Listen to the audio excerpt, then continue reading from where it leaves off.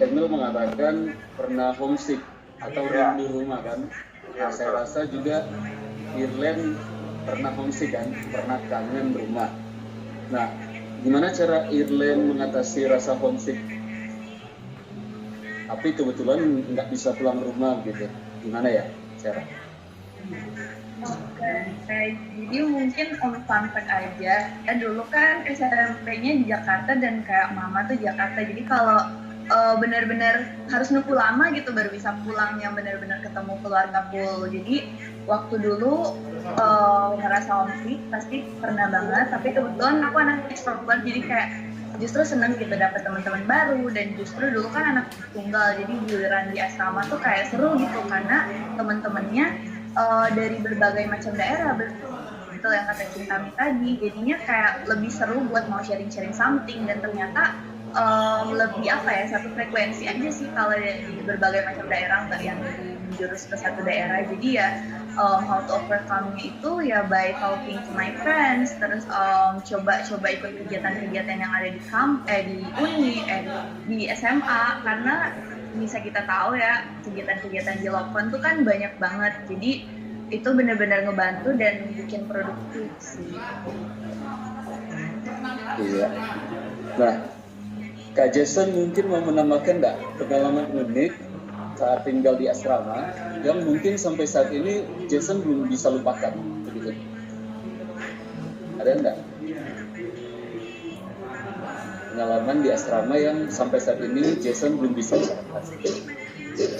Kalau pengalaman sih biasanya pas urus event begitu, soalnya sekarang sama-sama teman-teman urus event sama-sama, jadi banyak momen lupa bagaimana cari dana, pas ada masalah urus izin sama kepala sekolah, yang begitu Pak. Oh iya. Nah, jadi secara tidak langsung Jason bilang bahwa organisasi itu atau ikut mengatur event-event itu lebih bagus ya daripada misalnya tidak bergabung di klub ekskul. Iya, jadi ya pas di SMA usahakan harus terlibat begitu di event-event ekskul. Jangan cuma jadi kaum berbahan. Udah mendengar kan? Kaum berbahagia betul sekali. Oh iya, sorry. Jadi buat sebenarnya tipsnya gampang. Pahami betul kira-kira kriteria setiap ekskul itu apa. Karena ekskul itu kan ada yang bersifat akademik, ada juga yang bersifat yang non akademik. Jadi kita itu bisa melihat kira-kira ini yang menurut kita mungkin yang paling menarik atau ini yang menurut kita kayaknya menunjang studi kita nanti atau kira-kira ekskul ini yang kira-kira kayaknya sesuai kemampuan atau passion kita atau mungkin kalau kita memiliki naluri untuk mengikuti kompetisi mungkin kita kayaknya ikut ekskul yang berbau misalnya yang nanti menjadi cikal bakal ikut olimpiade atau olimpiade sains atau any competition about the sport jadi kita bisa ikut di situ. Jadi sebenarnya tidak terlalu sulit, simple, as long as kita menaruh perhatian mungkin ke senior-senior atau kelas di atas kalian yang nanti akan mensosialisasikan tentang ekskul nanti. Itu sih. Iya. Nah, kemarin kan kami dari panitia sudah menjelaskan tentang klub ekskul Olimpiade nih. Nah, sekarang saya ingin bertanya kepada Cintami Masela sebagai peraih medali perunggu Olimpiade Kebumian tahun 2019 ya. Kira-kira tips-tips apa yang bisa dibagikan Cintami bagi adik-adik yang ingin menjadi bagian dari tim Olimpiade SMA Lokon supaya bisa berhasil. Jadi terima kasih sebelumnya untuk pertanyaannya Kak Evan. Jadi di sini mungkin aku mau kasih tips-tips beberapa ya buat adik-adik yang mungkin sekarang lagi bingung mau pilih ekskul apa gitu. Pertama sih emang kemarin kalau dari yang Kak Evan mention aku dapat medal kan di Olim. Cuman kayak the first thing I want to tell you guys, kayak kalau kalian mau pilih ekskul atau apapun itu, pertama be curious, kayak kalian cari tahu dulu itu apa. Jangan cuma kayak sekedar baca dari brosur, kalian harus cari tahu kayak kalau bisa cutting kalau siapa sih yang dulu ikut ekskul itu, tanya ke dia kayak itu kayak gimana. And you guys have internet right now, jadi kayak kalian bisa googling apapun atau YouTube apapun tentang itu gitu loh. Setelah kalian tahu, ya jangan takut gitu untuk memulai dan mencoba sesuatu. Nah dulu kan aku pernah ada di klub Olimpiade SMA Lokon, terus kayak tips-tips buat, sebenarnya nggak ada ya tips-tips yang pasti buat gimana sih kak biar kita bisa menang gitu, gimana sih biar kita bisa dapat medal, itu nggak ada. Karena sebenarnya tergantung situasi dan kondisi dan tergantung dari kaliannya sendiri. Tapi yang pertama menurut aku kuncinya itu sih, be curious gitu. Selalu meningkatkan rasa ingin tahu kalian tentang suatu hal. Itu yang bisa bikin kalian gak cuman di Olimpiade aja, tapi meningkatkan kemampuan diri kalian dimanapun itu gitu, di segala bidang. Jadi tetap langsung meningkatkan rasa ingin tahu kalian. Sama kalau untuk Olimpiade, terus Olimpiadenya sendiri sih, kalian tuh benar-benar harus pokoknya harus tahu gitu apa sih yang benar-benar kalian inginkan. Misalnya kalian set goals, misalnya aku mau tahun ini aku menang di sini gitu. Jadi kayak dari goals yang kalian punya, ketika kalian punya tujuan, kalian jadi membuat langkah untuk mencapai tujuan itu. Penting banget tujuan ini di Olimpiade, tapi di semua gitu. Kalau kalian punya tujuan, kalian bakal sulit untuk membuat langkah-langkah demi mencapai tujuan itu. Iya, terima kasih buat Kak Cintamani yang sudah membagikan tips-tips buat adik-adik yang mungkin ingin masuk ke tim Olimpiade ya, supaya bisa berjuang dan berhasil di Olimpiade. Nah, buat Kak Gerald Joseph, kira-kira ada nggak kebiasaan atau budaya yang ditanamkan di SMA Lokon yang ternyata sangat membantu Gerald dalam dunia perkuliahan?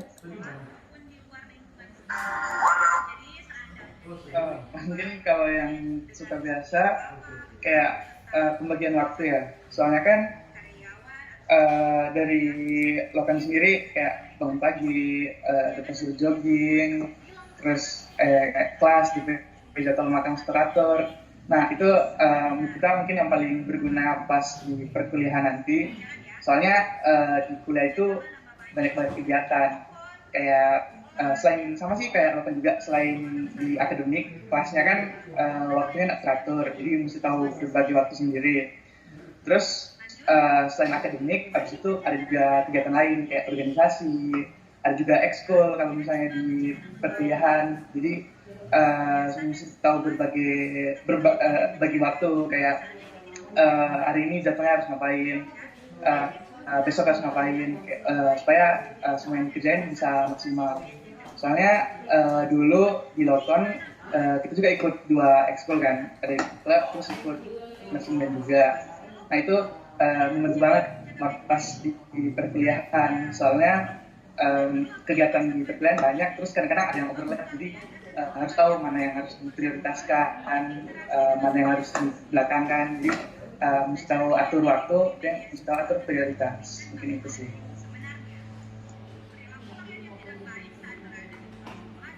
Ya, terima kasih buat Gerald. Nah, sebagai informasi, di room meeting juga sudah bergabung senior kalian, Monica Melo. Halo, Monik. Halo Kak Evan. Iya. Halo teman-teman. Halo, Monik. Nah, supaya adik-adik dan yang lain juga bisa kenal, mungkin Monik bisa perkenalkan diri, terus lulus tahun berapa atau angkatan berapa, dan sekarang sibuk ngapain gitu. Oh, oke, baik. Oke, jadi selamat pagi ya semua. Perkenalkan, nama saya Monica Melo. Saya angkatan 7 di Lokon dan lulus tahun 2011. Saat ini saya kerja sebagai dokter umum dan sementara juga running satu program. help program Dokter Monik untuk bantu teman-teman jadi lebih sehat. Jadi mungkin nantinya kita bakal sering ketemu nih di sekolah, karena saat ini juga saya bertugas di klinik SMP dan SMA Lokon. Oke, sekian dari saya. Nah, Dokter Monik, sekarang kan lagi pandemi nih. Ada nggak yang mau dokter sampaikan kepada anak-anak muda, khususnya siswa-siswa SMA Lokon, bagaimana kira-kira supaya tidak terpapar virus corona atau tips kesehatan lainnya mungkin bisa disampaikan? Oke, baik. Nah, tips ya untuk hindari COVID-19. Pastinya saya yakin sih teman-teman sudah sering dengar ya tentang patuhi protokol kesehatan, yaitu mencuci tangan, memakai masker, dan menjaga jarak. Nah, itu wajib ya, wajib untuk semua patuhi protokol kesehatan. Selain itu, selain patuhi protokol kesehatan, pastinya kunci utama juga menjaga imunitas tubuh kita, ya kan? Nah, menjaga imunitas tubuh yang pertama, mungkin keadaan sekarang pandemi ini salah satu keadaan yang akan kita hadapi bersama. Jadi kunci utama tuh nggak usah terlalu panik dan juga jangan terlalu santai. Nah, karena panik berlebihan pastinya bisa bikin tubuh kita jadi lebih stres. Ujung-ujungnya imun tubuh kita bakal turun gitu. Pastinya imun tubuh turun bisa jadi lebih cepat sakit kan.